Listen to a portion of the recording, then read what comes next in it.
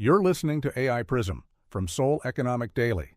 Before you sign anything in Korea's property market, 3 major suburbs were hit with triple-layer restrictions overnight. Seoul apartment completions are down 38% year-to-date, while transaction volumes are running 76% above the 5-year average. Monthly rent now accounts for 69% of all lease transactions nationwide, up from 61% a year ago. A property holding tax overhaul is expected this month, targeting apartments valued above approximately $1.2 billion, roughly $860,000. And one of Korea's major builders is carrying $2.47 trillion, roughly $1.8 billion in project financing, set to mature within 12 months. It's Tuesday, July 1. Let's look at what's happening in Korea's property market. Does today's regulations shift my LTV limit or buying timeline? Well, to answer that, you really have to look at the severe supply shock driving these moves. I mean, national housing permits for 2025 just fell 35.5%. Wait, 35%? That is a massive drop. Exactly, yeah.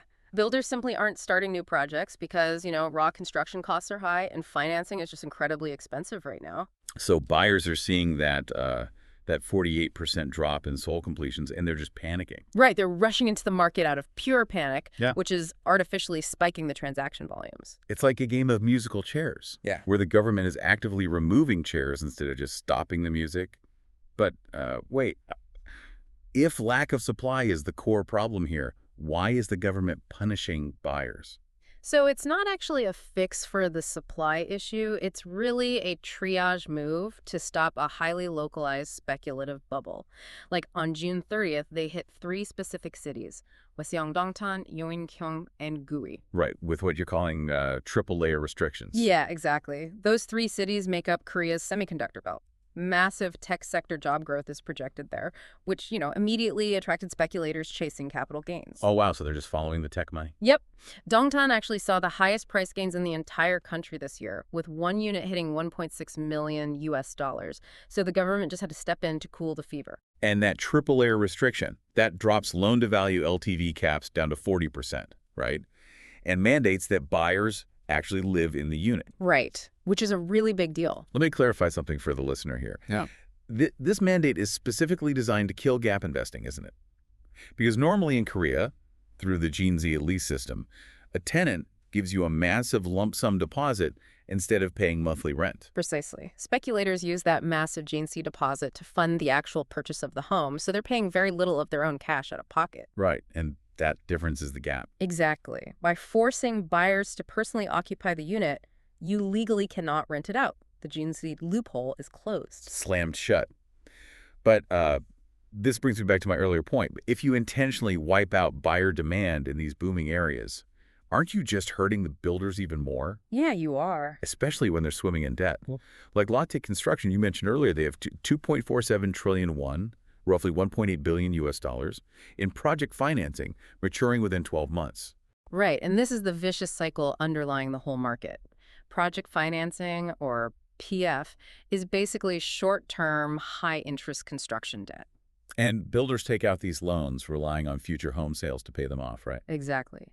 And that $1.8 billion, that represents 83% of Lotte's active PF loan balance. Wait. 83%. So if the government restricts buyers from purchasing, the builders can't sell their newly built units. Right, which means they default on those short-term loans. And if major builders default, they go under. Which permanently removes even more of those musical chairs from the future housing supply. Exactly. The government is walking a serious tightrope here. They're trying to kill a speculative bubble without accidentally triggering a wave of corporate bankruptcies. Because that would make the supply crisis permanent. So if you're an expat or a foreign investor trying to navigate this market right now, does this actually change your strategy today? For expats and foreign investors, those sudden triple-layer restrictions drastically compress purchasing power by cutting LTV caps to 40% and mandating personal occupancy.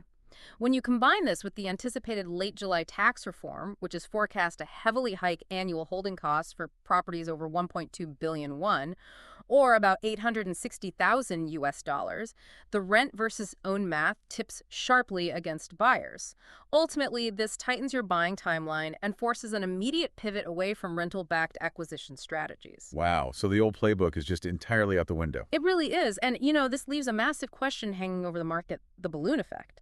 By slamming the brakes on the semiconductor belt, will this strict regulation simply push that speculative demand into adjacent non-regulated areas like Namyangju? Right, like squeezing a balloon. Exactly. Or will those looming holding tax hikes finally break the fever across the entire capital region? That's today's AI Prism, real estate. This episode was produced with AI assistance based on Seoul Economic Daily reporting and reviewed by a human editor. AI Prism is a WAN-IFRA award-winning series. We'll be back tomorrow. You've been listening to AI Prism from Seoul Economic Daily.